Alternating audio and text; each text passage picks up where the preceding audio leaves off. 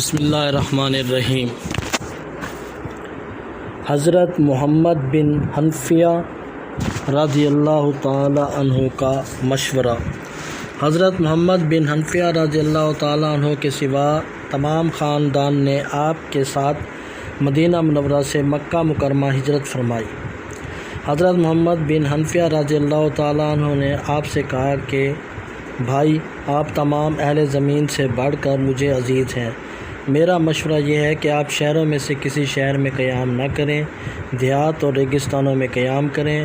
لوگوں کے پاس اپنے قاصد بھیج کر انہیں اپنی بیعت کی دعوت دیں۔ اگر وہ آپ کی بیعت کر لیں تو آپ اس پر اللہ کا شکر ادا کریں، اور اگر وہ کسی اور شخص پر متفق ہو جائیں تو اس سے آپ کے اوصاف و کمالات اور فضیلت میں کچھ کمی نہیں آئے گی۔ مجھے خوف ہے کہ اگر آپ کسی مخصوص شہر یا مخصوص جماعت کے پاس جائیں گے تو ان میں اختلاف پیدا ہو جائے گا۔ ایک گروہ آپ کے ساتھ ہوگا اور دوسرا آپ کا مخالف، پھر ان دونوں میں جنگ و جدال کی نوبت آئے گی تو سب سے پہلے آپ ان کے نیزوں کا نشانہ بنیں گے۔ ایسی صورت میں ایک معزز اور شریف ترین شخص جو کہ حسب و نسب کے اعتبار سے ساری امت سے بہتر ہے، اس کا خون سب سے ارزاں ہو جائے گا اور اس کے اہل عیال کو ذلیل کیا جائے گا۔ یہ سن کر حضرت امام حسین رضی اللہ عنہ نے فرمایا کہ بھائی، پھر میں کہاں جاؤں؟ تو محمد بن حنفیہ رضی اللہ عنہ نے کہا کہ آپ مکہ چلے جائیں۔ اگر وہاں آپ کو اطمینان ہو جائے تو ٹھیک، اور اگر اطمینان نہ ہو تو پھر آپ ریگستانوں اور پہاڑوں کی طرف چلے جائیں۔ ایک مقام سے دوسرے مقام کی طرف منتقل ہوتے رہیں اور لوگوں کے بدلتے ہوئے حالات دیکھتے رہیں۔ آپ کسی نہ کسی نتیجے پر پہنچ جائیں گے، کیونکہ جب واقعات سامنے ہوتے ہیں تو رائے بھی صحیح ہو جاتی ہے۔ آپ رضی اللہ عنہ نے فرمایا، بھائی، تم نے خیر خواہی اور شفقت فرمائی ہے، انشاءاللہ تمہاری رائے درست اور موافق ثابت ہوگی۔ الطبری ابن اسیر۔ حضرت امام حسین رضی اللہ عنہ جب اپنے اہل عیال کے ہمراہ مدینہ منورہ سے نکلے تو آپ یہ آیت پڑھ رہے تھے، سورۃ القصص آیت 21۔ تو وہ اس شہر سے نکلا ڈرتا ہوا، اس انتظار میں کہ اب کیا ہوتا ہے۔ کہا، اے میرے رب، مجھے ظالم قوم سے نجات عطا فرما۔ اور جب آپ مکہ مکرمہ میں داخل ہوئے تو آپ نے سورۃ القصص آیت نمبر 21-22 پڑھی، اور جب مدین کی طرف متوجہ ہوا اور کہا، امید ہے میرا رب مجھے سیدھی راہ پر چلائے گا۔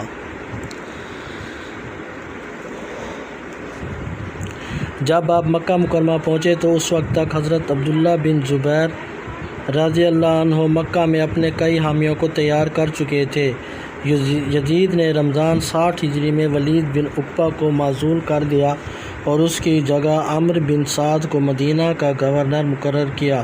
عمرو بن سعد نے، اور ایک روایت کے مطابق خود یزید نے، مکہ مکرمہ کا محاصرہ کر لیا۔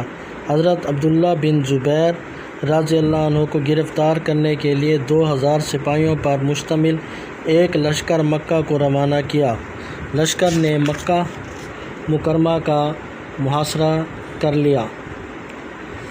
حضرت عبداللہ بن زبیر رضی اللہ عنہ نے مؤثر دفاع کیا، اور اس کارروائی کے دوران یزید کے لشکر کا سپہ سالار مارا گیا اور حضرت عبداللہ بن زبیر رضی اللہ عنہ کو فتح ہوئی۔ حضرت امام حسین رضی اللہ عنہ اس معرکے میں حرم کعبہ کے پیش نظر شریک نہ ہوئے اور الگ تھلگ رہے۔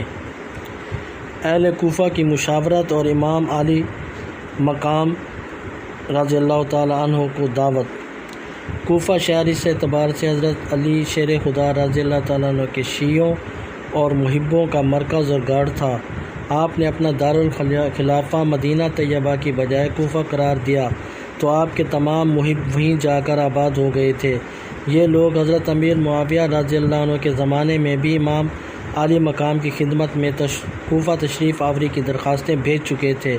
اب جب انہیں یہ پتہ چلا کہ حضرت امام حسین رضی اللہ تعالیٰ عنہ، حضرت عبداللہ بن زبیر رضی اللہ تعالیٰ عنہ اور حضرت عبداللہ بن عمر رضی اللہ عنہ نے یزید کی بیعت سے انکار کر دیا ہے، اور یہ بھی علم ہوا کہ مکہ کا پہلا معرکہ حضرت عبداللہ بن زبیر رضی اللہ عنہ نے سر کر لیا ہے، جس میں یزیدی لشکر کو ناکامی کا منہ دیکھنا پڑا ہے، تو اس سے کوفہ کے شیعان علی رضی اللہ تعالیٰ عنہ کے حوصلے بلند ہو گئے۔ انہوں نے ایک شخص سلمان بن سرد الخزامی کو اپنا لیڈر تسلیم کیا اور اس کے گھر پر ایک مجلس مشاورت طلب کی۔ تمام شیعہ سلیمان بن سرد کے گھر جمع ہوئے اور معاویہ رضی اللہ عنہ کے مرنے کا ذکر کر کے سب نے اللہ کا شکر ادا کیا، اور پھر سلمان بن سرد نے سب سے کہا کہ معاویہ رضی اللہ عنہ ہلاک ہو گیا ہے اور امام حسین رضی اللہ عنہ نے یزید کی بیعت سے انکار کر دیا ہے اور مکہ چلے گئے ہیں۔ تم لوگ ان کے اور ان کے باپ کے شیعہ ہو، پس تم خوب جان لو اگر تم ان کے مددگار بن سکتے ہو اور دشمنوں سے جہاد کر سکتے ہو تو ان کو لکھو، اور اگر تمہیں اپنی کمزوری اور بزدلی کا اندیشہ ہے تو ان کو دھوکہ نہ دو۔ سب نے کہا کہ ہم ان کو دھوکہ نہیں دیں گے، بلکہ ہم ان کے دشمنوں سے جنگ کریں گے اور ان پر اپنی جانیں نثار کریں گے۔ سلمان نے کہا کہ پھر تم انہیں خط لکھو، جس پر انہوں نے آپ کی طرف سے اس کثرت سے خطوط لکھے کہ خطوط اور بعد میں وفود کا تانتا بند گیا۔ الطبری خط عموماً اس مضمون کے ہوتے تھے کہ آپ جلد از جلد کوفہ تشریف لائیں، مسند خلافت آپ کے لیے خالی پڑی ہے، مومنین شیعوں کے اموال اور گردنیں آپ کے لیے حاضر ہیں، سب کے سب آپ کی آمد کے منتظر اور دید کے مشتاق ہیں۔ آپ کے سوا ہمارا کوئی پیشوا اور امام نہیں، آپ کی مدد کے لیے لشکر موجود ہے۔ کوفہ کا حاکم نعمان بن بشیر دارالامارت میں بیٹھا ہے۔ ہم جمعہ اور عیدین کی نماز پڑھنے نہیں جاتے، جب آپ تشریف لائیں گے تو ہم اس کو کوفہ سے نکال باہر کریں گے۔ جلاء الحیوان امام حسین رضی اللہ عنہ کا فیصلہ۔ حضرت امام حسین رضی اللہ عنہ کے پاس جب یہ خطوط پہنچے تو آپ کی ہمت اور غیرت دینی جوش میں آ گئی۔ آپ نے امر بالمعروف اور نہی عن المنکر کے لیے علم جہاد بلند کرنا اپنا فرض سمجھ لیا۔ اس پر حضرت عبداللہ بن عباس رضی اللہ عنہ، آپ کے دیگر اعزاء و اقارب اور کئی جلیل القدر صحابہ اور تابعین نے آپ کی خدمت میں درخواست کی کہ حضرت آپ کوفہ تشریف نہ لے جائیں، کوفہ کے لوگ بے وفا ہیں، جفاکار ہیں۔ انہوں نے آپ کے ابا حضور سے بے وفائی کی تھی، انہیں غربت، پردیس اور قسم پرسی کی حالت میں شہادت کے انجام تک پہنچایا تھا۔ پھر یہ لوگ وہ ہیں کہ جو اپنے ظالم امیر کو تخت سے ہٹا کر دعوت نہیں دے رہے، تاحال اس کی اطاعت کا قلادہ بدستور ان کے گلے میں ہے، پھر بھی آپ کو بلائے جا رہے ہیں، کہیں ایسا نہ ہو کہ حزب سابق آپ سے بھی بے وفائی کر جائیں۔ امام علی مقام رضی اللہ عنہ نے یہ سب کچھ سنا اور فرمایا کہ مجھ پر امر بالمعروف و نہی عن المنکر اور دعوت حق کی خاطر جہاد کرنا فرض ہو چکا ہے۔ وہ لوگ بے وفا یا وفادار ہوں، مجھے اس سے کوئی سروکار نہیں۔ میں قیامت کے دن اللہ کی بارگاہ میں پیشی کے وقت اس سوال سے ڈرتا ہوں کہ تجھے دعوت حق ایسے وقت میں دی گئی تھی جب ظلم و بربریت کا بازار گرم تھا اور سنت نبوی صلی اللہ علیہ وآلہ وسلم کے خلاف سرکشی ہو رہی تھی، دین اسلام میں بدعات و خرافات کو رواج دیا جا رہا تھا، لوگوں کے حقوق سلب ہو رہے تھے، آزادیاں چھینی جا رہی تھیں، اسلامی شعار نشانہ تضحیک بن رہے تھے، اسلامی حکومت و قانون کا تصور مذاق بن کر رہ گیا تھا۔ حسین رضی اللہ تعالیٰ عنہ، اس وقت تو نے اس بغاوت کے خلاف جہاد کا علم بلند کیوں نہ کیا؟ پھر یہ بھی بتاؤ کہ اس وقت میں کیا جواب دوں گا جب کوفیوں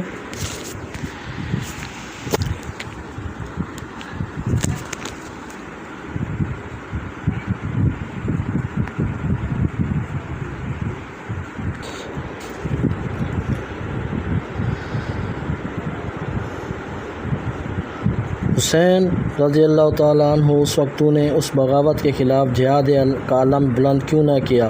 پھر یہ بھی بتاؤ کہ اس وقت میں کیا جواب دوں گا جب کوفیوں نے قیامت کے روز بارگاہ الہی میں کہا کہ ہم نے تو بہت کوشش کی تھی مگر امام بیعت کے لیے راضی نہ ہوئے تھے، لہٰذا ہمیں یزید کے ظلم و تشدد سے مجبور ہو کر اس کی بیعت کرنا پڑی، اگر امام ہاتھ بڑھاتے تو ہم اپنی جانیں فدا کرنے کے لیے تیار تھے۔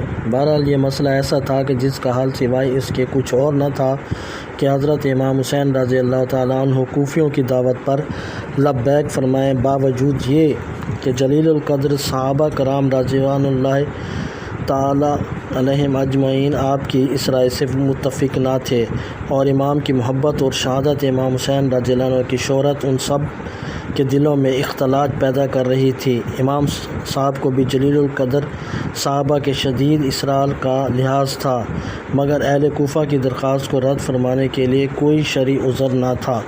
چنانچہ امام علی مقام نے سوچا کہ پہلے حضرت مسلم بن عقیل رضی اللہ عنہ کو کوفہ سفارت کے خیال سے بھیجا جائے۔ اگر کوفیوں نے بدعہدی اور بے وفائی کی تو عذر شرعی مل جائے گا، اگر وہ اپنے عہد پر قائم رہے تو صحابہ کو تسلی دی جا سکے گی۔ چنانچہ آپ نے حضرت مسلم بن عقیل کو کوفہ سفارت کے خیال سے بھیجا اور فرمایا کہ اے میرے بھائی مسلم رضی اللہ عنہ، کوفہ جا کر حالات کا جائزہ لو اور وہاں کے حالات کا جائزہ لے کر مجھے خط لکھو اور مشورہ دو کہ آیا میرا وہاں جانا مناسب ہے یا نہیں، کیا لوگ یزید کی بیعت توڑنے اور میری بیعت کرنے کے لیے تیار ہیں؟ آپ نے حضرت مسلم بن عقیل کو کوفیوں کے خطوط کا جواب لکھ کر دیا کہ جو کچھ تم نے مجھ سے بیان کیا ہے وہ تمام میں نے جان لیا ہے۔ میں نے تمہارے پاس اہل بیت میں سے اپنے قابل اعتماد چچا زاد بھائی مسلم بن عقیل رضی اللہ تعالیٰ عنہ کو بھیجا ہے اور انہوں نے کہا ہے کہ وہ تمہارے حال کے بارے میں مجھے لکھیں۔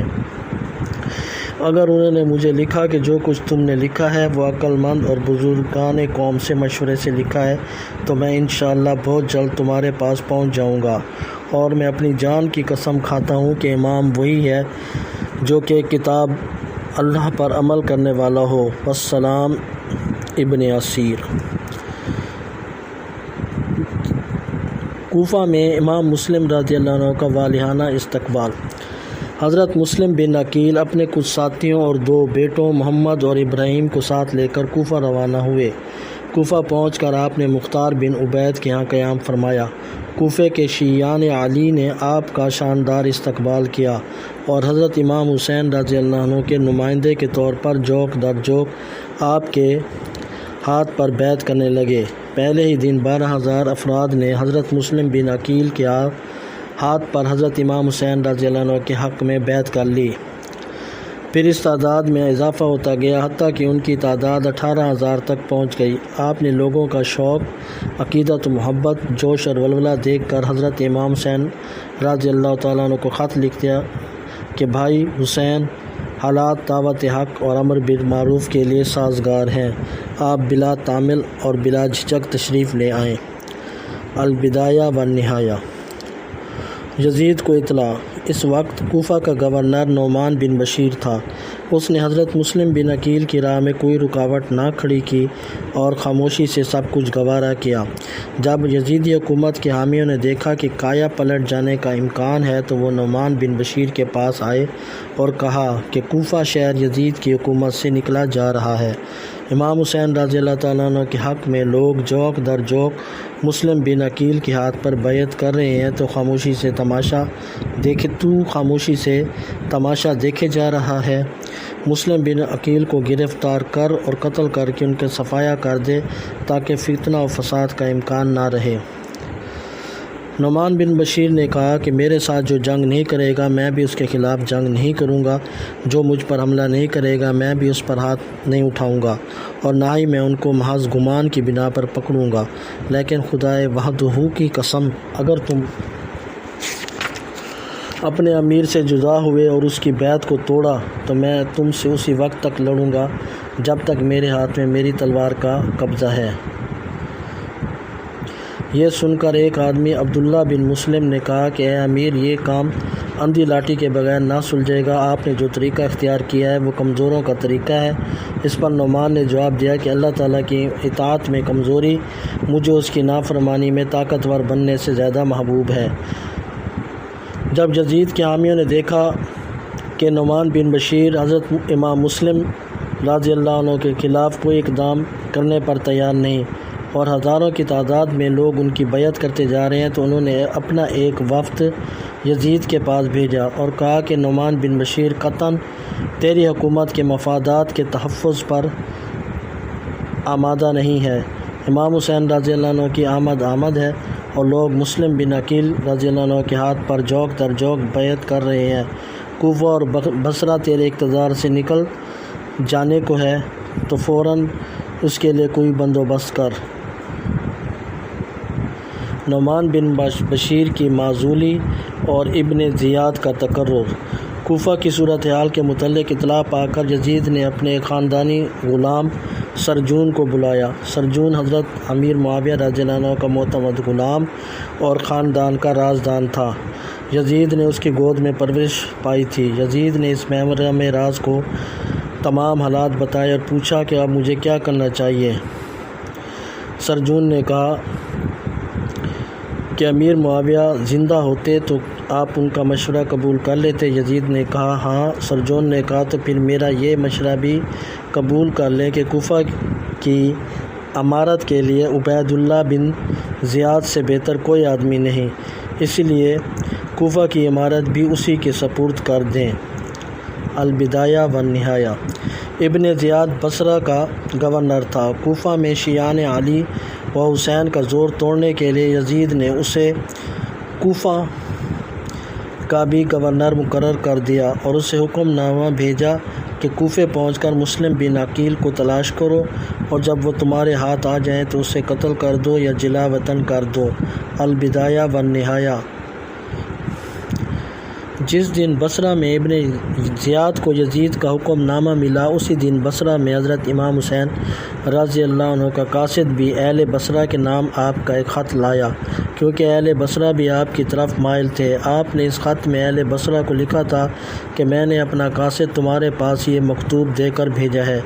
میں تمہیں اللہ کی کتاب اور اس کے نبی صلی اللہ علیہ وآلہ وسلم کی طرف دعوت دیتا ہوں، اس لیے کہ سنت مٹا دی گئی ہے اور بدعت زندہ کر دی گئی ہے۔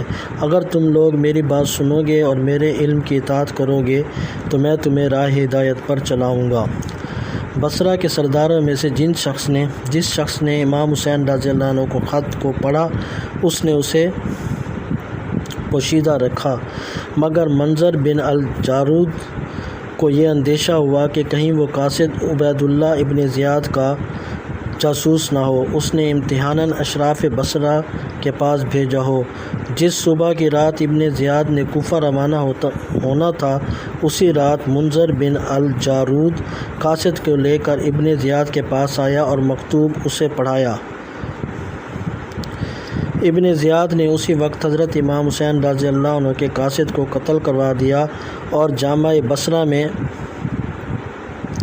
لوگوں کے سامنے سخت تہدید آمیز تقریر کی اور کہا، خدا کی قسم مجھے مصیبت، دشواری یا دشمن کے اسلحے کی جھنکار سے ڈرایا نہیں جا سکتا۔ جو مجھ سے دشمنی رکھے میں اس کے لیے عذاب ہوں، اور جو مجھ سے جنگ کرے اس کے لیے میں جنگ کی آگ ہوں۔ امیر المومنین یزید نے مجھے کوفہ کی ولایت سونپی ہے، میں کل وہاں جانے والا ہوں اور اپنے پیچھے عثمان بن زیاد بن ابو سفیان کو تم پر اپنا نائب بنا کر چھوڑے جا رہا ہوں۔ تم لوگ اختلاف اور بغاوت سے اجتناب کرو، ورنہ قسم اس ذات کی جس کے سوا اور کوئی خدا نہیں، اگر میرے پاس تم میں سے کسی آدمی کی مخالفت کی خبر پہنچی تو میں اس کو اور اس کے سب حامیوں اور دوستوں کو بھی نہیں چھوڑوں گا۔ میں بعید کے بدلے میں قریب کو پکڑوں گا، یعنی روپوش مجرموں کے وارثوں اور حامیوں کو پکڑوں گا جو موجود ہوں گے، یہاں تک کہ معاملہ سمجھ جائے تم میں کوئی مخالفت کرنے والا یا پھوٹ ڈالنے والا باقی نہ رہے۔ یاد رکھو میں اپنے باپ کے مشابہ ہوں، اس باپ کے جس نے کنکر پتھر روند ڈالے تھے۔ الطبری، البدایہ والنہایہ۔ ابن اسیر۔ ابن زیاد کا کوفہ میں داخلہ۔ عبید اللہ بن زیاد بصرہ سے اپنے اہل خانہ اور 500 سواروں کے ہمراہ کوفہ کی طرف روانہ ہوا۔ ان میں سے کچھ راستے میں ہی ٹھہر گئے، مگر اس نے کچھ پرواہ نہ کی اور برابر چلتا رہا۔ قادسیہ کے مقام پر پہنچ کر اس نے 17 افراد کو اپنے ساتھ لیا، جبکہ باقی کو وہیں چھوڑا اور کالے عمامے سے ڈاٹا باندھ کر شہر میں داخل ہوا، تاکہ لوگوں کو مغالطہ ہو کہ امام حسین رضی اللہ عنہ آ گئے ہیں۔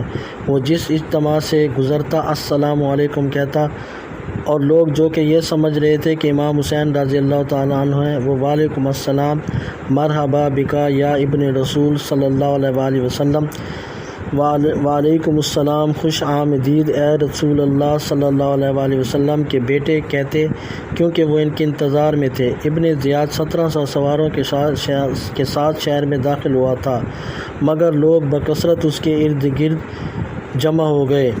اس پر مسلم بن عمرو نے لوگوں سے کہا کہ پرے ہٹو، یہ امیر عبداللہ بن زیاد ہیں۔ یہ سن کر لوگوں کو بڑا دکھ ہوا اور ان کے دل ٹوٹ گئے، اور اس کے ساتھ ساتھ عبید اللہ کو بھی اس خبر کی تصدیق ہو گئی جو یزید کو مسلم بن عقیل کی آمد اور بیعت حسین کے بارے میں ملی تھی۔ ابن زیاد جب کوفہ کی قصر عمارت کے دروازے پر ٹاٹھا باندھے ہوئے پہنچا تو حضرت نعمان بن بشیر نے سمجھا کہ حضرت امام حسین رضی اللہ تعالیٰ عنہ تشریف لائے ہیں۔ اس نے محل کا دروازہ بند کر دیا اور کہا کہ میں اپنی عمارت آپ کے سپرد نہ کروں گا اور نہ ہی میں آپ سے لڑوں گا۔ ابن زیاد نے کہا کہ دروازہ کھولو ورنہ میں خود اسے کھول لوں گا۔ اس پر نعمان نے دروازہ کھول دیا۔ اس وقت وہ بھی سمجھ رہے تھے کہ یہ حضرت حسین رضی اللہ تعالیٰ عنہ ہیں، لیکن جب انہیں معلوم ہوا کہ یہ عبید اللہ ہے تو وہ سخت نادم ہوئے۔ البدایہ والنہایہ۔ قصر عمارت میں داخل ہونے کے بعد ابن زیاد نے منادی کرنے کا حکم دیا۔ منادی کی گئی اور لوگ جمع ہو گئے۔ ابن زیاد قصر عمارت سے نکل کر لوگوں کے پاس آیا اور اللہ تعالیٰ کی حمد و ثنا کرنے کے بعد خطاب کیا: امیر المومنین یزید نے مجھے تمہارے امور، تمہارے حدود اور تمہارے اموال پر حاکم بنا کر بھیجا ہے۔ انہوں نے حکم دیا کہ میں تمہارے مظلوموں کے ساتھ انصاف کروں، حاجت مندوں کو عطا کروں، مطیع و فرما برداروں پر احسان کروں، تم میں سے مشکوک اور نافرمان لوگوں پر سختی کروں۔ میں تم پر اس کے احکام نافذ کروں گا اور ان احکام کی پیروی کراؤں گا۔ البدایہ والنہایہ، ابن اسیر۔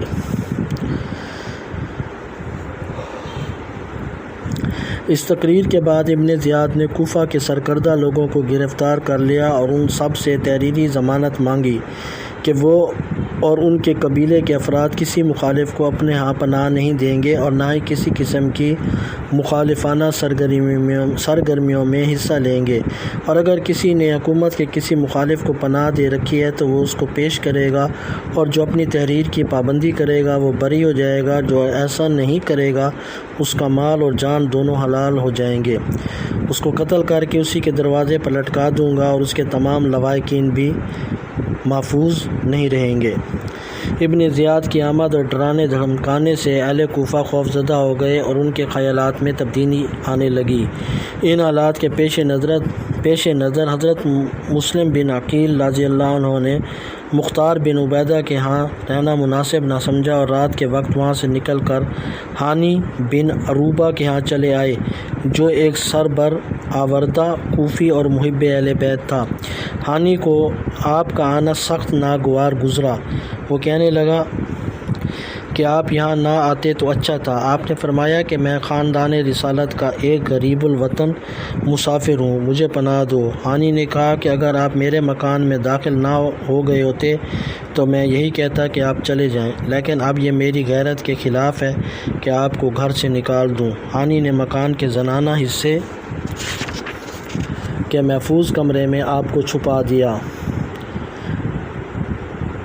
شریک بن عور ایک رئیس آدمی تھا جو اس وقت بیمار تھا۔ اس نے سنا کہ عبید اللہ اس کی عیادت کو آ رہا ہے تو اس نے ہانی کو کہلا بھیجا کہ حضرت مسلم بن عقیل کو میرے پاس بھیج دو تاکہ جب ابن زیاد میری بیمار پرسی کو آئے تو اسے مسلم کے ہاتھوں قتل کروایا جائے۔ ہانی نے آپ کو شریک بن عور کے ہاں بھیج دیا۔ شریک نے حضرت مسلم بن عقیل رضی اللہ عنہ سے کہا کہ آپ چھپ کر بیٹھ جائیں، جب عبید اللہ میرے پاس آ کر بیٹھ جائے گا تو میں پانی مانگوں گا، یہ آپ کے لیے اشارہ ہوگا کہ پردے سے نکل کر اسے قتل کر دیں۔ جب عبید اللہ آیا تو وہ شریک کے بستر پر بیٹھ گیا۔ اس کے وقت شریک کے پاس ہانی بھی موجود تھا۔ عبداللہ بن زیاد کے سامنے اس کا غلام کھڑا تھا۔ تھوڑی دیر تک انہوں نے باتیں کی اور پھر شریک نے کہا مجھے پانی پلاؤ، مگر حضرت مسلم ابن زیاد کو قتل کرنے کے لیے نہ نکلے۔ لونڈی پانی کا کوزہ لائی مگر حضرت مسلم رضی اللہ عنہ کو چھپا دیکھ کر شرما گئی اور 3 بار پانی سمیت لوٹ گئی۔ شریک نے پھر کہا کہ مجھے پانی پلاؤ، خواہ اس سے میری جان ہی کیوں نہ چلی جائے، کیا تم مجھے پیاسا مارنا چاہتے ہو؟ مہران اس سازش کو سمجھ گیا اور اپنے مالک کو اشارہ کر کے فوراً اٹھ کھڑا ہوا۔ ابن زیاد اپنے غلام کے اشارے پر فوراً اٹھا اور باہر جانے لگا تو شریک نے اسے ٹھہرانے کی خاطر کہا کہ اے امیر، میں آپ کو کچھ وصیت کرنا چاہتا ہوں، لیکن ابن زیاد نے کہا میں پھر آؤں گا اور باہر نکل گیا۔ غلام اسے سواری پر بٹھا کر تیزی سے وہاں سے نکال کر لے گیا اور اپنے مالک سے کہا کہ اے امیر، یہ لوگ تو آپ کو قتل کرنا چاہتے تھے۔ وہ بولا، افسوس، میں تو ان سے اچھا سلوک کرنا چاہتا تھا، لیکن ان کا یہ حال ہے۔ ابن زیاد کے جانے کے بعد حضرت مسلم بن عقیل رضی اللہ تعالیٰ عنہ پردے سے باہر نکل آئے۔ شریک نے پوچھا کہ آپ کو باہر نکل کر اسے قتل کر دینے کی کس چیز نے روکا؟ حضرت مسلم رضی اللہ عنہ نے جواب دیا کہ رسول اللہ صلی اللہ علیہ وآلہ وسلم کی ایک حدیث نے جو مجھ تک پہنچی ہے، آپ نے فرمایا ہے کہ ایمان دھوکے سے قتل کرنے کی ضد ہے۔ مومن دھوکے سے قتل نہیں کرتا، اور پھر یہ بات بھی مجھے اچھی نہیں لگی کہ میں اسے آپ کے گھر میں قتل کرتا۔ شریک نے کہا کہ اگر آپ اسے قتل کر دیتے تو صرف کوفہ کے قصر عمارت پر قبضہ سے آپ کو کوئی نہ روک سکتا تھا، بلکہ بصرہ بھی آپ کے قبضے میں آ جاتا۔ علاوہ ازیں اس کے قتل سے زمین کو ایک ظالم و فاجر کو پاک کر دیتے۔ البدایہ والنہایہ۔ 3 دن بعد شریک نے وفات پائی اور ابن زیاد نے نماز جنازہ پڑھائی۔ بعد میں جب اس کو معلوم ہوا کہ شریک نے حضرت مسلم رضی اللہ عنہ کو اس کے قتل پر اکسایا تھا تو اس نے کہا، خدا کی قسم، میں کسی عراقی کی نماز جنازہ نہیں پڑھوں گا، اور واللہ اگر میرے باپ زیاد کی قبر وہاں نہ ہوتی تو میں ضرور شریک کی قبر کھدوا ڈالتا۔ ابن اسیر۔ حضرت مسلم بن عقیل رضی اللہ عنہ کی تلاش۔ حضرت مسلم بن عقیل ہانی بن عروہ کے گھر میں چھپے ہوئے تھے۔ معتقدین خفیہ طور پر وہاں آتے جاتے تھے اور بیعت کا سلسلہ بھی جاری تھا۔ ادھر ابن زیاد برابر اس تجسس میں تھا کہ کس طرح پتہ چلے کہ حضرت مسلم بن عقیل رضی اللہ عنہ کو کس شخص نے پناہ دے رکھی ہے۔ آخر اس نے اپنے ایک غلام کو بلایا اور اسے 3000 درہم دیتے ہوئے کہا کہ مسلم بن عقیل اور ان کے ساتھیوں کو تلاش کر ان سے ملاقات کرنا اور انہیں یہ مال دے کر بتانا کہ تم بھی اہل بیت کے محبین میں سے ہو۔ چنانچہ وہ غلام جامع مسجد میں حضرت مسلم بن اوسجع کے پاس آیا جو نماز پڑھ رہے تھے۔ غلام نے لوگوں کو کہتے ہوئے سنا کہ یہی شخص حضرت امام حسین رضی اللہ عنہ کے نمائندے کے طور پر لوگوں سے بیعت لیتے ہیں۔ جب وہ نماز سے فارغ ہوئے تو اس غلام نے حضرت مسلم سے کہا کہ بندہ خدا، میں شامی ہوں، اللہ تعالیٰ کا مجھ پر خاص انعام ہے کہ میں محب اہل بیت ہوں۔ میرے پاس یہ 3000 درہم ہے، میں اہل بیت کے اس فرد کی خدمت میں بطور ہدیہ پیش کر کے ان کی بیعت کرنا چاہتا ہوں جو میری معلومات کے مطابق مکہ سے کوفہ تشریف لائے ہوئے ہیں اور نواسہ رسول صلی اللہ علیہ وآلہ وسلم امام حسین رضی اللہ عنہ کے لیے بیعت لیتے ہیں۔ شنید یہ بھی ہے کہ آپ وہ گھر جانتے ہیں جہاں وہ ٹھہرے ہوئے ہیں۔ آپ سے درخواست ہے کہ میرے ساتھ اس مقصد کے لیے حصول میں تعاون فرمائیں اور مجھے ان کی خدمت میں لے چلیں۔ حضرت مسلم بن اوسجع نے اس کی عقیدت مندی پر خوشی کا اظہار کیا اور فرمایا کہ جس سے تم محبت کرتے ہو اس کو تم پالو گے، اللہ تعالیٰ تمہارے سبب سے اپنے نبی صلی اللہ علیہ وآلہ وسلم کے اہل بیت کی مدد فرمائے گا۔ مسلم بن اوسجع رضی اللہ عنہ بغیر کسی تحقیق و تفتیش کے اس مکار غلام کو حضرت مسلم بن عقیل کے پاس لے گئے جو لگاتار 15 دن وہاں مقیم رہ کر مسلم بن عقیل رضی اللہ عنہ کی نشست و برخاست اور سرگرمیوں کے بارے میں پوری معلومات حاصل کرتا رہا۔ غلام نے حضرت مسلم بن عقیل رضی اللہ عنہ کے حکم پر ابن زیاد کا دیا ہوا تمام مال عرب کے مشہور شہ سوار ابو ثمامہ عامری کو دے دیا جو امام کی جانب سے اموال کی تحصیل اور اسلحہ کی خریداری کا ذمہ دار تھا۔ غلام نے واپسی پر حضرت مسلم بن عقیل رضی اللہ عنہ کی قیام گاہ اور اس کے گھر کے مالک کا پتہ اور آپ کی سرگرمیوں کی مکمل تفصیل ابن زیاد کو بتا دی۔ البدایہ والنہایہ۔ ہانی کی گرفتاری۔ ہانی بن عروہ کوفہ میں ایک مقتدر شخصیت تھے۔ ابن زیاد کے ساتھ ان کے پہلے سے تعلقات تھے۔ حضرت مسلم بن عقیل رضی اللہ عنہ کے آنے سے پہلے ان کا ابن زیاد کے پاس آنا جانا رہتا تھا۔ حضرت مسلم بن عقیل رضی اللہ عنہ کی اپنے گھر آمد کے بعد انہوں نے بیماری کا بہانہ کر کے ابن زیاد سے میل ملاپ ترک کر دیا۔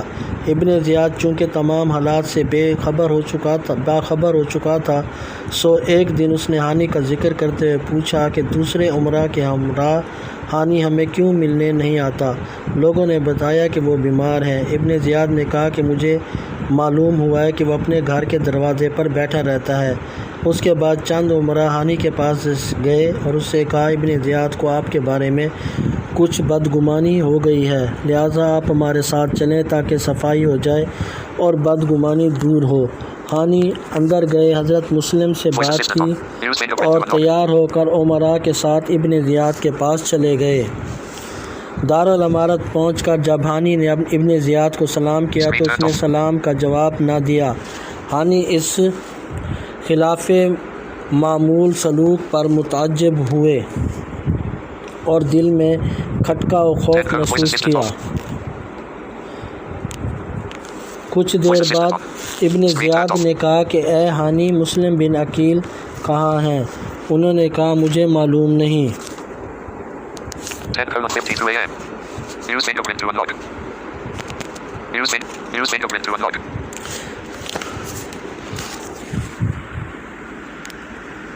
Voice assistant off.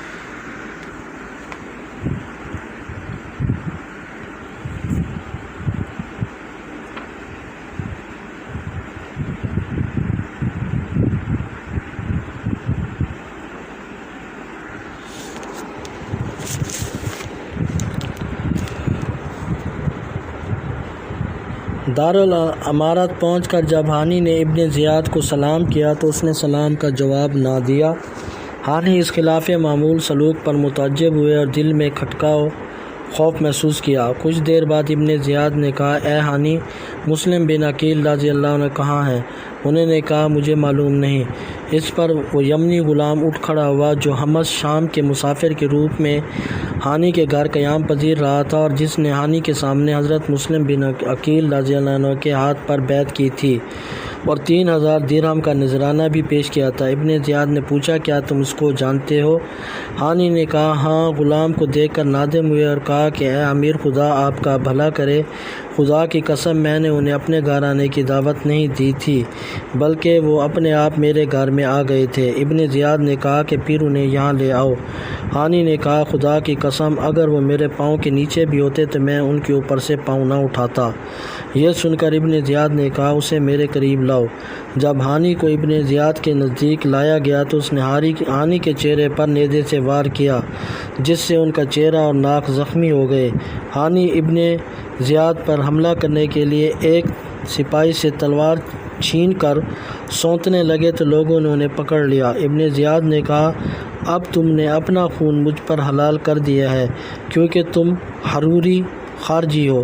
اس کے بعد ابن زیاد کے حکم سے انہیں ایک کمرے میں بند کر دیا گیا۔ ہانی کی قوم بنی مزحج یہ سمجھ کر کہ انہیں قتل کر دیا ہے قصر امارت کے دروازے پر جمع ہو گئی۔ ابن زیاد نے ان کا شور و غوغا سنا تو قاضی شرعی سے جو اس کے پاس موجود تھا کہا کہ آپ ان لوگوں کے پاس جائیں اور ان سے کہیں کہ امیر نے انہیں صرف مسلم بن عقیل رضی اللہ عنہ کے بارے میں پوچھ گچھ کے لیے روک رکھا ہے۔ قاضی شرعی نے انہیں جا کر کہا کہ تمہارا سردار زندہ ہے۔ امیر نے اسے ایک خفیف سی ضرب لگائی ہے، تم واپس چلے جاؤ اور خود کو اور اپنے سردار کو ہلاکت میں نہ ڈالو۔ اس پر وہ سب اپنے گھروں کو چلے گئے۔ حضرت مسلم بن عقیل رضی اللہ عنہ نے جب یہ خبر سنی تو سوار ہو کر نکل آئے اور اپنے حامیوں کو مدد کے لیے بلایا۔ آنن فانن 4000 کوفی آپ کے گرد جمع ہو گئے۔ آپ انہیں لے کر ابن زیاد کی طرف روانہ ہو گئے۔ راستے میں آپ لوگوں کو ہانی کے معاملے کی طرف توجہ دلاتے رہے اور انہیں اختلاف و انتشار سے اجتناب کی تلقین کرتے رہے۔ دریں اثنا قصر عمارت کے محافظین نے آپ کو دیکھ لیا اور چلائے کہ مسلم بن عقیل آ گئے ہیں۔ ابن زیاد اور اس کے ساتھی بھاگ کر محل میں داخل ہو گئے اور دروازہ بند کر لیا۔ حضرت مسلم بن عقیل رضی اللہ عنہ محل کے دروازے پر پہنچ کر اپنے لشکر سمیت ٹھہر گئے۔ مختلف قبائل کے سردار جو کہ اس وقت ابن زیاد کے پاس موجود تھے، وہ ابن زیاد کے حکم سے محل کی دیواروں پر چڑھ گئے اور اپنی اپنی قوم کے ان آدمیوں کو جو حضرت مسلم بن عقیل رضی اللہ عنہ کے ساتھ تھے اشاروں سے واپس چلے جانے کو کہا، اور اشاروں میں کچھ وعدے کیے اور کچھ ڈرایا دھمکایا۔ علاوہ ازیں ابن زیاد نے بعض سرداروں کو محل سے باہر بھیج دیا تاکہ دوسرے لوگوں کو مسلم بن عقیل کی حمایت سے باز رکھ سکیں اور ساتھ والوں کو برگشتہ کر سکیں، جس میں وہ کامیاب رہے۔ انہوں نے آپ کے ساتھیوں کو برگشتہ کرنے کے لیے کچھ ایسے حربے آزمائے کہ کسی عورت کو اس کے بیٹے یا بھائی کے پاس بھیجا اور انہیں امام کا ساتھ چھوڑ کر گھر چلنے کی یوں ترغیب دی کہ حضرت مسلم بن عقیل رضی اللہ عنہ کے پاس تمہارے علاوہ بھی بہت سے لوگ ہیں، تمہارے چلے جانے سے کوئی فرق نہیں پڑے گا۔ کچھ لوگ اپنے عزیزوں کے پاس آئے اور انہیں شامی فوجوں کی طاقت سے مرعوب کیا۔ فوج کی شام سے روانگی کی خبر سنائی اور واپس نہ جانے کی صورت میں شامی فوج سے مقابلہ اور انجام سے ڈرایا۔ نتیجہ یہ رفتہ رفتہ لوگوں نے حضرت مسلم بن عقیل کا ساتھ چھوڑنا شروع کر دیا اور نماز مغرب تک صرف 30 آدمیوں کی مٹھی بھر جمعیت آپ کے ساتھ رہ گئی۔ آپ نے انہی 30 افراد کے ساتھ نماز مغرب ادا کی اور ابواب قندہ کا قصد کیا۔ روانگی تک آپ کے ساتھیوں کی تعداد بدستور 30 تھی۔ روانگی پر 10 رہ گئے اور تھوڑا سا فاصلہ طے ہوا تو آپ اکیلے رہ گئے۔ اب صورتحال یہ تھی کہ کوئی رہنما اور ہمدردی جتانے والا بھی ساتھ نہ رہا۔ آخر اندھیرا چھا گیا پر آپ پریشانی حال میں چلتے ہوئے طوع نامی ایک عورت کے دروازے پر جا پہنچے جو اپنے گھر کے دروازے پر بیٹھی اپنے بیٹے بلال کا انتظار کر رہی تھی۔ حضرت مسلم بن عقیل رضی اللہ عنہ نے اس عورت سے کہا کہ مجھے پانی پلائیں۔ اس نے آپ کو پانی پلایا اور کچھ دیر کے لیے اندر چلی گئی۔ دوبارہ باہر جو نکلی تو اجنبی کو بدستور دروازے پر پایا۔ اس نے پوچھا کہ کیا تم نے پانی نہیں پیا؟ آپ نے فرمایا پی لیا ہے۔ تو وہ بولی بعافیت چلو اور اپنے گھر کو جاؤ، تمہارا میرے گھر کے دروازے پر کھڑا رہنا مناسب نہیں۔ اس پر آپ جانے لگے تو فرمایا اے اللہ کی بندی، اس شہر میں میرا کوئی گھر اور قرابت داری نہیں ہے، کیا آپ مجھ پر ایک احسان کریں گی جس کا کل ہم آپ کو اتنا اجر بھی دیں گے جو آپ کو کفایت کرے گا؟ اس نے کہا بندہ خدا وہ کیا احسان ہے؟ آپ نے کہا کہ میں مسلم بن عقیل ہوں اور اس قوم نے مجھ سے جھوٹ بولا اور دھوکہ دیا ہے۔ اس نے کہا کہ آپ مسلم ہیں؟ آپ نے فرمایا ہاں۔ اس عورت نے کہا آپ اندر آ جائیں۔ پھر اس عورت نے آپ کے لیے ایک علیحدہ کمرے میں بچھونا بچھا دیا اور رات کا کھانا پیش کیا، مگر آپ نے کھانا نہ کھایا۔ تھوڑی دیر بعد اس عورت کا بیٹا بھی آ گیا۔ جب اس نے اپنی ماں کو بار بار اس کمرے میں آتے جاتا دیکھا تو پوچھا کہ معاملہ کیا ہے؟ اس عورت نے کہا کہ بیٹا اس بات کو چھوڑ، مگر جب بیٹے نے اصرار کیا تو اس کی ماں نے راز فاش نہ کرنے کا عہد لے کر اسے حضرت مسلم بن عقیل رضی اللہ تعالیٰ عنہ کا حال بتا دیا۔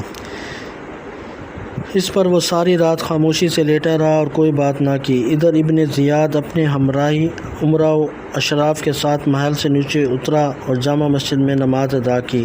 نماز کے بعد اس نے امراء میں سے حضرت مسلم بن عقیل کا مطالبہ کیا، اعلان کیا کہ جس کے پاس وہ پائے گئے اس نے ہمیں اطلاع نہ دی تو اس کا خون ہمارے لیے مباح ہوگا، جو شخص انہیں لے آئے گا اسے انعام دیا جائے گا۔ اس کے علاوہ ابن زیاد نے امام مسلم کی تلاش کا کام پولیس کے سپرد کاری کیا اور انہیں سختی سے چوکس رہنے کی تاکید کی۔ الصبح اس بڑھیا کے بیٹے نے بھاگم بھاگ عبد الرحمن بن محمد بن اشعث کو امام مسلم رضی اللہ عنہ کے اپنے گھر موجودگی کی خبر جا پہنچائی، جس نے اپنے والد سے ابن زیاد کے دربار میں سرگوشی کی۔ عبد الرحمن کا باپ اس وقت ابن زیاد کے پاس تھا۔ ابن زیاد نے اس سے پوچھا تم سے کیا کہا گیا ہے؟ تو اس نے مسلم بن عقیل کی بازیافت کے متعلق بتا دیا۔ ابن زیاد نے اپنی چھڑی سے اس کے پہلو میں ہلکا سا ٹھوکا دیا اور کہا کہ اٹھو، اسے ابھی میرے پاس لے آؤ۔ ابن زیاد نے عمر بن حریث مخزومی کو، جو کہ پولیس افسر تھا، 70-80 سواروں کے ساتھ عبد الرحمن اور محمد بن اشعث کے ہمراہ حضرت مسلم رضی اللہ عنہ کی گرفتاری کے لیے بھیج دیا۔ حضرت مسلم رضی اللہ عنہ کو اس وقت خبر ہوئی جب اس مکان کا گھیراؤ کر لیا گیا جس میں آپ موجود تھے۔ جب وہ لوگ مکان میں داخل ہوئے تو آپ تلوار ہاتھ میں لے کر کھڑے ہو گئے اور 3 بار انہیں مکان سے باہر دھکیلا، مگر آپ کے اوپر اور نیچے کے دونوں ہونٹ زخمی ہو گئے۔ اس کے بعد وہ پتھر برسانے لگے اور آگ کے گولے اندر پھینکے، جس سے آپ کا دم گھٹنے لگا، لہٰذا آپ تلوار لے کر باہر نکل آئے اور ان سے مقابلہ کرنے لگے۔ اس پر عبد الرحمن نے آپ کو پناہ دے دی اور اس طرح سے آپ کو گرفتار کرنا آسان ہو گیا۔ ابن زیاد کے سپاہیوں نے آپ سے تلوار چھین لی اور سواری کے لیے خچر لے آئے۔ اب آپ کی ملکیت میں سوائے آپ کی اپنی ذات کے کوئی شے باقی نہ رہی تھی۔ اس وقت آپ نے سمجھ لیا کہ مجھے قتل کر دیا جائے گا۔ کچھ سوچ کر آپ کی آنکھوں سے آنسو روا ہو گئے۔ جب آپ کی آنکھوں سے آنسو روا ہوئے تو ایک شخص عبداللہ بن عباس سلمہ نے کہا کہ جس چیز کے تم طلبگار ہو اس کے طلبگاروں پر جب ایسی مصیبت آن پڑتی ہے تو وہ رویا نہیں کرتے۔ آپ نے جواب دیا، باخدا میں اپنے لیے نہیں روتا، نہ اپنی موت پر روتا ہوں، بلکہ میں تو حضرت امام حسین اور آل امام کے لیے روتا ہوں رضی اللہ تعالیٰ عنہم۔ پھر آپ محمد بن اشعث کی طرف متوجہ ہوئے اور کہا کہ اے اللہ کے بندے، میرا خیال ہے کہ تم مجھے پناہ دینے کا عہد پورا نہ کر سکو گے۔ کیا تم بھلائی کر سکتے ہو کہ میری طرف سے امام حسین رضی اللہ تعالیٰ عنہ کی طرف کسی آدمی کو بھیج دو، کیونکہ مجھے یقین ہے کہ وہ گزشتہ کل یا آج اپنے اہل و عیال کو ساتھ لے کر تمہاری طرف روانہ ہو چکے ہوں گے۔ مجھے ان کی بہت فکر ہے۔ قاصد انہیں جا کر کہے کہ مجھے ابن عقیل رضی اللہ عنہ نے بھیجا ہے، جو قوم کے ہاتھوں گرفتار ہے، جو معلوم نہیں صبح یا شام قتل ہو جائے گا۔ آپ اپنے اہل و عیال سمیت واپس چلے جائیں، کہیں ایسا نہ ہو کہ اہل کوفہ آپ کو بھی دھوکہ دیں۔ یہ آپ کے والد کے وہی اصحاب ہیں جو ان سے چھٹکارا حاصل کرنا چاہتے تھے، خواہ ان کی طبعی موت کی صورت میں واقع ہوتا، خواہ ان کی قتل کی صورت میں۔ اہل کوفہ نے آپ سے اور مجھ سے جھوٹے وعدے کیے تھے اور دروغ گو کی کوئی رائے نہیں ہوتی۔ اس پر ابن اشعث نے کہا کہ خدا کی قسم میں یہ کام ضرور کروں گا۔ ابن اشعث نے وہ ساری باتیں جو حضرت مسلم بن عقیل رضی اللہ عنہ نے کہی تھیں ایک خط میں لکھ کر ایک شخص کو سواری کا جانور اور اہل و عیال کا خرچہ دے کر مکہ روانہ کر دیا۔ وہ شخص کوفہ سے روانہ ہو کر 4 راتوں کی مسافت پر حضرت امام حسین رضی اللہ عنہ سے ملا۔ انہیں حضرت مسلم بن عقیل رضی اللہ عنہ کا خط دیا اور سارے حالات گوش گزار کیے۔ اس پر حضرت امام حسین رضی اللہ عنہ نے فرمایا کہ جو مقدر ہو چکا ہے وہ نازل ہو کر رہے گا، ہمارا اور ہمارے حمایتیوں کا فیصلہ خدا کے حضور ہوگا۔ جب حضرت مسلم بن عقیل رضی اللہ عنہ زخمی حالت میں خون آلود چہرے اور لباس کے ساتھ تشنہ لب قصر عمارت کے دروازے پر پہنچے تو وہاں کے عمرا اور کچھ دوسرے لوگ جن سے حضرت مسلم رضی اللہ عنہ کی جان پہچان تھی ابن زیاد سے ملنے کی اجازت کے منتظر تھے۔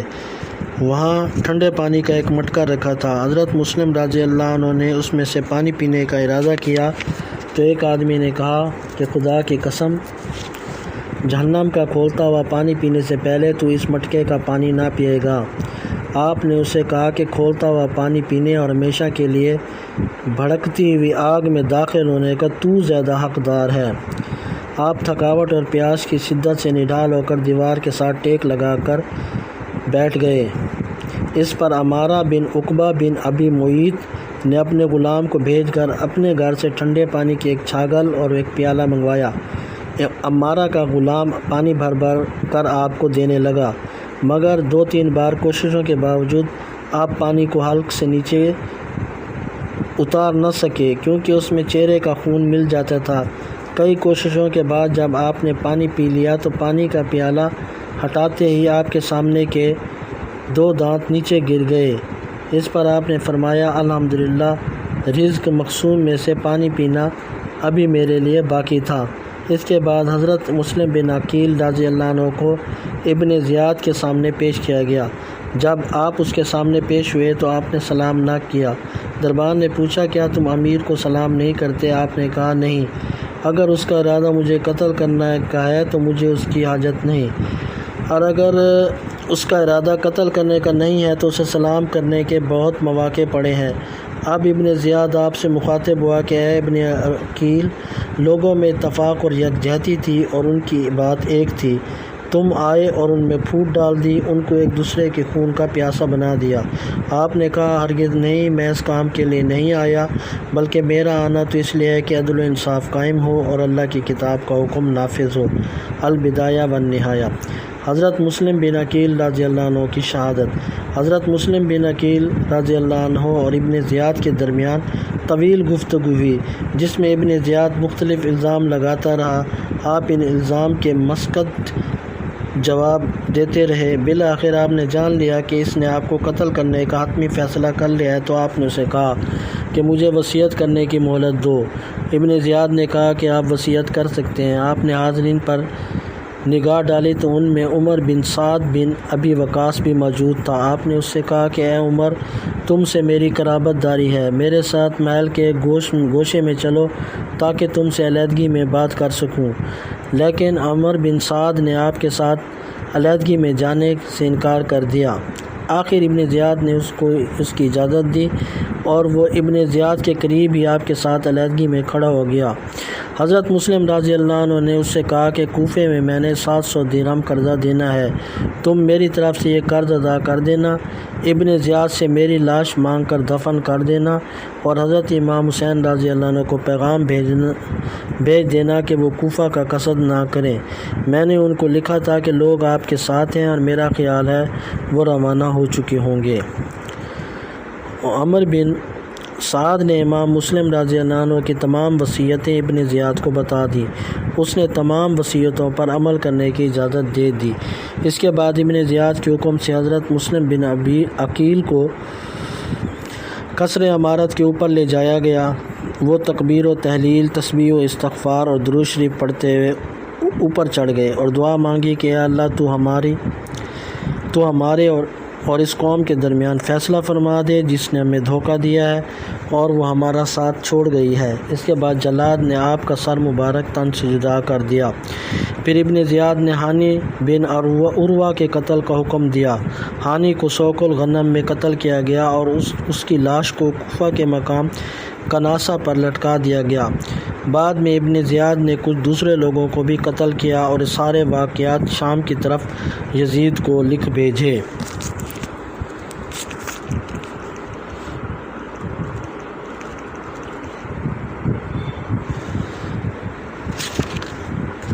حضرت مسلم بن عقیل رضی اللہ عنہ کے صاحبزادے۔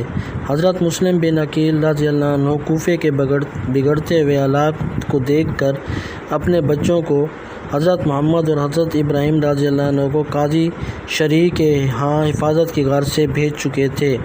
تاریخ کی اکثر کتب میں یہی آتا ہے کہ حضرت محمد اور حضرت ابراہیم جو نام عمر اور معصوم تھے، ان کو بھی مسلم بن عقیل رضی اللہ عنہ کی شہادت کے بعد شہید کر دیا۔ روضۃ الشہداء میں ملا حسین کاشفی نے اس واقعے کی تفصیل یوں بیان کی ہے کہ حضرت مسلم بن عقیل رضی اللہ عنہ نے ان دونوں شہزادوں کو حضرت شرعی کے ہاں یہ کہہ کر بھیج دیا کہ بیٹو تم ادھر ٹھہرو، میں تمہارے چچا ہانی رضی اللہ عنہ کی رہائی کے لیے جنگ کرنے جا رہا ہوں، ابھی لوٹ کر آتا ہوں۔ وہ دونوں اسی لمحے سے اپنے والد کی واپسی کا انتظار کر رہے تھے۔ دن گزرا، پھر رات بھی بیت گئی، لیکن حضرت مسلم بن عقیل رضی اللہ عنہ کو نہ واپس آنا تھا نہ آئے۔ معصوم بچوں نے شدید مایوسی اور پریشانی کے عالم میں کچھ کھایا نہ پیا۔ قاضی شرعی نے ایک آہ بھر کر سر جھکا لیتے کہ خود میں بچوں کی حقیقت حال سے آگاہ کرنے کا یارہ نہ پاتے تھے۔ شہزادوں نے 2 دن تک کچھ نہ کھایا پیا اور والد کا انتظار کیا۔ انتظار طویل تر ہو جانے پر ابراہیم اپنے بڑے بھائی سے کہنے لگا، بھائی جان، خدا جانے ابا جان کب آئیں گے؟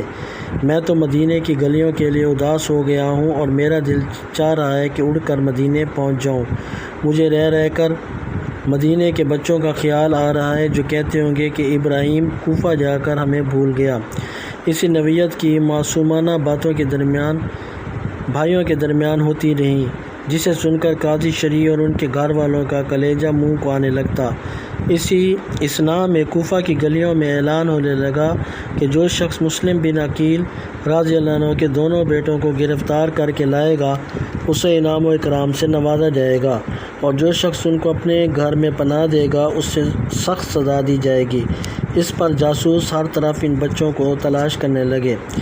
اب قاضی شریف سے رہا نہ گیا اور وہ دل تھام کر بڑے پریشانی کے عالم میں شہزادوں کے سامنے عرض کرنے لگے، میں بڑے افسوس کے ساتھ تمہیں یہ خبر سنانے پر مجبور ہو گیا ہوں کہ تمہارے بابا حضرت مسلم بن عقیل رضی اللہ عنہ کو شہید کر دیا گیا ہے، اور ہزاروں کوفی جو کل تک تمہارے ہاتھ چومتے تھے، تمہارا دامن چھو کر اپنی آنکھوں سے لگاتے تھے، تمہارے بابا کے ہاتھ پر بیعت کر کے ان کی خاطر کٹ مرنے کا اعلان کرتے تھے، سب کے سب تمہارا ساتھ چھوڑ چکے ہیں۔